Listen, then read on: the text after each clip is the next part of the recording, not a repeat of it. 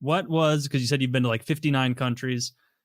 What was, I'm sure you had a great time in most of them. There has to be one or a couple that stick out where you're like, God, I'm never going back to blank place. Oh, yeah, I mean, and bear in mind, countries are vast places. So Sure. if a person has a bad experience in one country, that is not indicative of everybody in that country, for Yeah, of example. course. But yeah, similar to India's come up already. But I took a trip to India and just ran into some bad people numerous times. They're particularly mistreated my travel partner. I just had a bad luck experience with India, and I kind of like a do over. Like it was just, got scammed by a few people. Had a couple people be kind of threatening. Just ran into some bad crowd of people there, and I want to do. I was in Shit. Mumbai, which National Geographic magazine said was the worst city on earth. So I'm going to say that, okay, I just drew a bad card for India, but I'm sure there are some villages or somewhere up in the north that is absolutely stunning. So I'd like a do over with that. One of my favorite places I've been, though, has been Vietnam. Not only, I mean, the food is amazing, but the people there are just really, really cool. And I guess those were actually in the same trip. I was going around the world east to west. And I think having just come from Vietnam, went through Malaysia, went to India, India and Vietnam had kind of the same ingredients. They're poor, they're hot, they're kind of crowded, but the Vietnamese are just gentle people. They're kind to each other. They were kind to us. They work hard. They're just ingenious people. Just watching how everybody has just stitched their life together. There's this wonderful just feeling of collaboration everywhere. Traffic is just bananas. You're in a space the size of a living room with 2 dump trucks, 300 scooters with 5 people apiece, and a motorcycle. And right in the middle of it, somebody goes to turn a bus around, but they don't get angry. They just stop, get their phones out, and text somebody for a minute and go around, and they just work it out. Traffic laws. One of the best days I had my whole life was I rented a scooter and just took off and just blended in and just got into the flow of traffic. And they're ignoring the traffic laws. They're riding through restaurants and sidewalks, and it is just chaos, but it all works because everybody's going with it. And it's Mhm. just this really great, mellow, kind of organic feeling. And I was there for 10 days and just had wonderful experiences all over the country. And it's been one of my favorites. People were just great there. Another favorite is the country of Scotland. I mean, people there are hilarious. It's a beautiful country. Everybody's nice. Scotland is one of those places where if you got drunk and lost, somebody would just take you home and give you a bed to sleep in and feed you and get you where you needed to be. Like they're just giving, nice people. Alaska, I know it's not its own country, but it may as well be. Mhm. Same thing. I mean, everybody I've met in Alaska, my buddy Shaggy Moore, particularly. I mean, everybody, just Tim, all these guys were just didn't know us from anything, but they were like, "Hey, you're coming here to race cars. Come on, you can stay with us. We're going to take you to dinner, loan you a shirt, give you a car to drive. Let me show you some good times. Take you out to the glacier." Like everybody we met in Alaska was just cool and open and inviting, and just wanted to share what they had. And there's just some places like that that I just can't wait to go back to because everybody there we encounter has just been so cool. So, those three are probably my favorites. But, again, you can't let a bad experience in one place rule out the whole country because Sure. Yeah, there's good people and bad people everywhere, and you can't judge a country by one there's experience. But 1.5 billion people in India.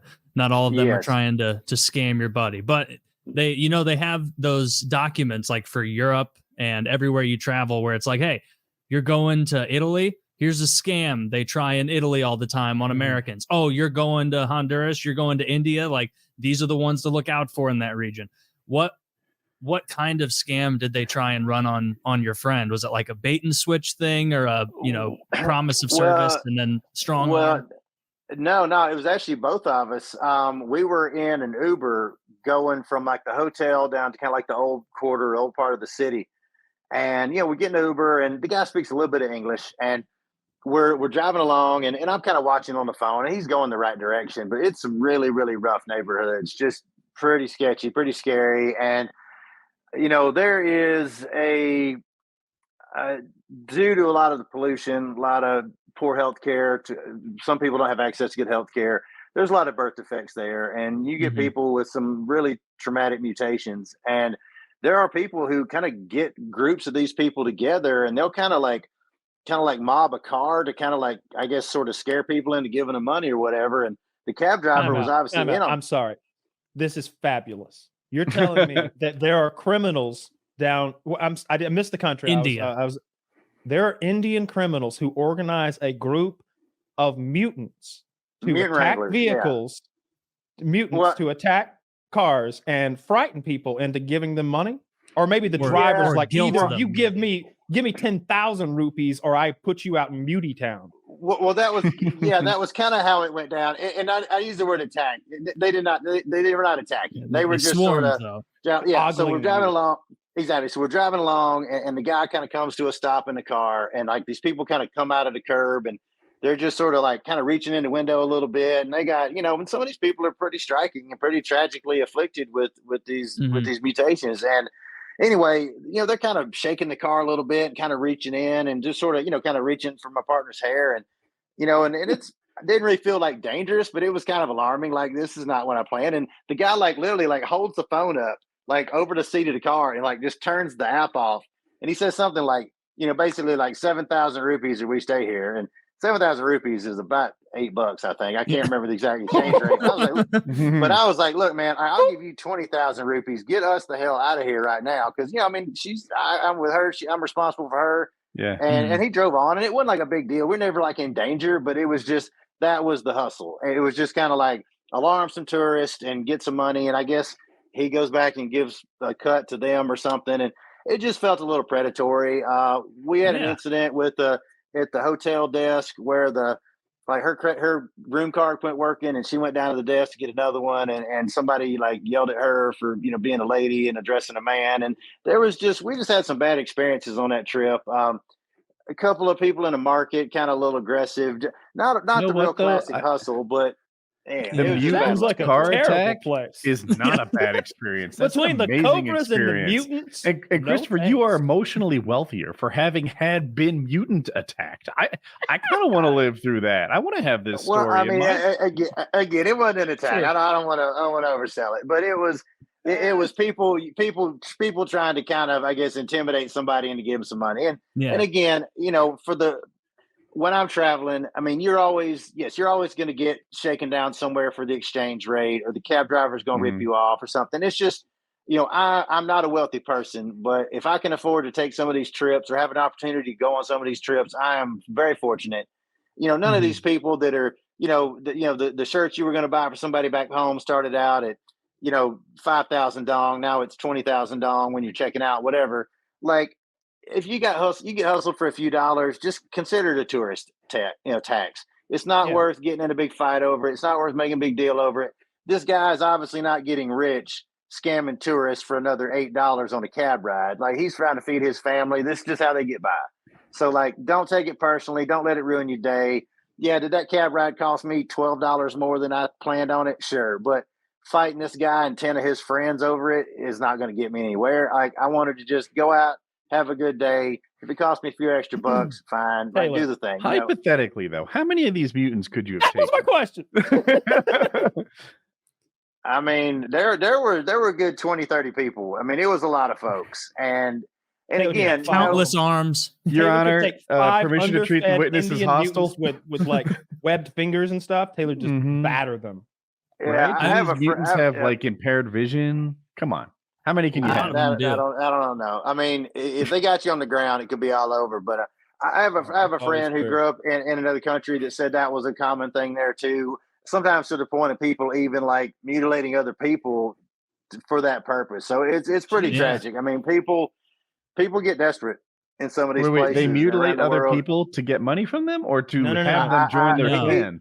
No, he told me that happened a lot of times. Like, they would get children and things like that and do things to them to make them more shocking, and then would kind of work them to get either donations or whatnot. And I mean, it's pretty tragic the way people get by, but it's those moments. Not I mean, it's those moments though. Like, I was on a boat one time from Morocco back to Spain, and we came across a life raft adrift. These guys were getting swept out of the Mediterranean out into the Atlantic. It was about 8 or 9 guys in a stolen life raft. They all had one article of clothing apiece. They were paddling that thing with boards and sticks and whatever they had. It was pretty much below water level, them in it. And, we did not pick them up on our boat, but they called the Spanish Coast Guard that went out and picked these guys up. And, it's those moments like that, though. And probably the best thing I've gleaned from all of my travels around the world is that, it makes me thankful for what I've got, and again, I drive a $200 car on a daily basis. Like, I'm not a wealthy person, but, most Americans take more fresh water than most people in the world will ever see in their life, and we poop in it and flush it. We are all vastly wealthy compared, even the poorest of us are still vastly wealthy compared to most of the people in the world. Just having that American passport that I can flop down and get on a boat or a plane or a car or a train, go between countries, go wherever I want to go. A lot of people around the world will never have that. So, all those moments, whether it's the mutants or the guys in a life raft or people struggling in a number of countries I've been to, it makes me thankful every day for just having a grocery store with some food in it, or a warm house, or an air conditioner, or, just luxuries like the AC in your car. These people probably never felt air conditioning in their whole life. This is India? Anywhere. Can you flush toilet paper in India? Yes. The only place I've not been allowed to flush toilet paper was the Galapagos Islands down in Ecuador. Really? All the third world countries that I've been to, you couldn't flush toilet paper. And it's awkward for me. I'm like, these people are going to know that I poop. This is not cool. But yeah, you throw it in the trash can next to the toilet. That's maybe. Foul. I don't like that. Yeah, I didn't like it either, but like what I'm gonna like. Well, yes. Hey, it's room 37. It's full again. Yeah, exactly. But all those experiences, though, it just makes you thankful for the country we live in, and being somewhere that is safe and that you don't have to hustle every day. So, I think if anything, traveling outside of the United States has made me thankful for a lot of things in the United States. And this country isn't perfect. No country is, but we have it so good here. And not just us, but, England, Germany, France, Japan, a lot of developed countries around the world. We have it so well. We are all so wealthy. Like, always, work harder, but be thankful for what you got. As William Devon said back in the 70s in the song, be thankful for what you got, because there's somebody in some other country that would love to have your problems. Yeah, the plumbing difference is one of the things that was striking to me as I traveled outside. And like in America, people use PVC for the plumbing, right? There, the fucking shysters are grabbing like electrical conduit, which kind of looks like PVC, but it doesn't hold up or like doesn't hold pressure. And that's part of why their plumbing sucks. Wow. Yeah. That's what's up. Yeah. The regulations. Why you don't jump down there either. Oh yeah, forget that. I'm not about to jump. I was. Oh come on! If the guys before you were fine, you can jump. Mm-hmm. All right, so mostly the best bungee jump line I ever heard in my life. So, I was doing a festival one time. I was airbrushing paint on people. I was doing painting murals on people, and I was painting this one lady, and her friend was sitting next to her, and they were just chatting away, and they're not paying attention to me. I'm just painting, and somehow bungee jumping came up. And the one lady, the friend of the lady I was painting, she said something. She's like, Patty, you ever going to go bungee jumping? And she just looked over and she goes, I might have come into this world on a broken rubber, but I'm damn sure not going out on one. And just pulled that right off the top of her head. And I fell out laughing. There wasn't even a pause. She just pulled that right off the top of her head. I was like, wow, you should be a comedian because you didn't even blink on that one. That was great. Yeah, I'll use that if I ever have. Mosquitoes, though, right? Man, there's some mosquitoes up there wearing tank tops and flip flops, man. You could hear them coming, man. They are something else. They're not as aggressive as like southern mosquitoes, though. I will say, like mosquitoes down in the south, the ones in Alaska, they're cruising around, but they don't really land on you and bite you as much as you'd think. So they're not too bad. Do you hunt at all with all that? What do you? We haven't even touched on it. What are you doing when you're in all of these third world fucking snake countries? What are you doing? Man, I'm just traveling and experiencing, just road trips. I love getting road trips. I've taken road trips in 59 countries and 49 states, Arctic Circle in 4 countries, every hemisphere. I just like to get on the road and see, man, just to check it out. So it's just a curiosity thing for me. That was pretty dope until you got to every hemisphere, because there's not that many. Well, there's 4. Hit them both, or you haven't. Well, you know, how many north, south, east, west. I'm not sure. So north, south, east, west. But yeah, just getting out there and seeing it. You know, just experiencing people, seeing things that inspire my art, or just somewhere I want to go back to. Just did a really cool trip up to Alaska with a couple of buddies of mine. I was scouting out for that Sway expedition that Ed and those guys did just a couple weeks ago. And I mean, Alaska is great. We went up there last year to throw cars off a cliff. You've probably seen that thing in a little town called Glacier View, where on the 4th of July, because the sun doesn't go down, they just started, shooting cars off of cliffs because their fireworks kind of sucked in the broad daylight. So, they dragged cars out of the junkyard, brick the accelerator, tie up the steering wheel. Somebody reaches in, slaps it and drive. And the whole town is just sitting in folding chairs at the bottom of this 40-story cliff. And they shoot them off. So we saw that. It's a couple of my cannonball buddies. And we were like, man, that sounds fun. Let's do that. So we got junk cars down in the lower 48, all met in Reno, and then just caravanned them up there and launched them. And then I had two buddies of mine that a couple weeks ago, or 12 months ago, I guess, I just gotten back from the Hot Wheels show, which I filmed over in the UK. So I just got back from that. And my buddy David and buddy Bradley called me up. They're like, we got an 84 Suburban with an 800 horsepower LS in it. We want to go to Alaska Drag Week, but we want to go via Key West and drive as far as you can drive to get there. Are you in? And I'm like, you got me. Let's go. So we just piled in this Suburban, drove it from Atlanta to Key West, turned around, drove it all the way to Prudhoe Bay, Alaska, then did a full lap around Alaska, just made some friends, hung out with some friends, and just having adventures, man. And, just kind of sleeping in the car, living on the road, and save up, get a hotel room every few days, and just kind of make it up as we go. And did that and kind of scouted out a route plan. And I've been working with, Ed and I from VINwiki have been working with this company, Sway, for a couple of years now. We were working on a Pan America drive from Prudhoe Bay, Alaska, down to Ushuaia, Argentina. But, which is, is that the furthest north and furthest south that you can do? Yes. Yeah, that is it. And the route we were going to be is going to be about 19,000 miles through 15 countries. Yeah. So we're working on that. We got some cars set up for it, some really cool Porsche Cayennes, got them all tricked out. But, with COVID at first, the borders weren't open. And then about that time, there was a monsoon season that was extra bad down in Colombia.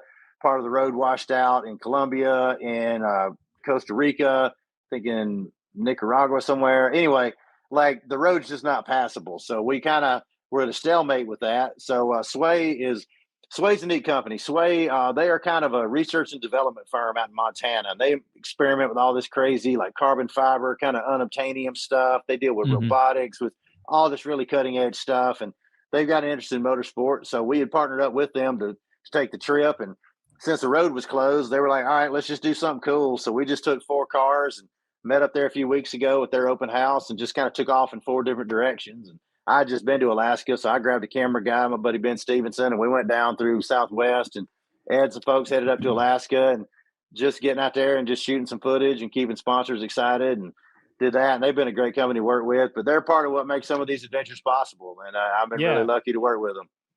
That's awesome. It just sounds like you're traveling the world, having a good time and making it up as you go along. That sounds really fun.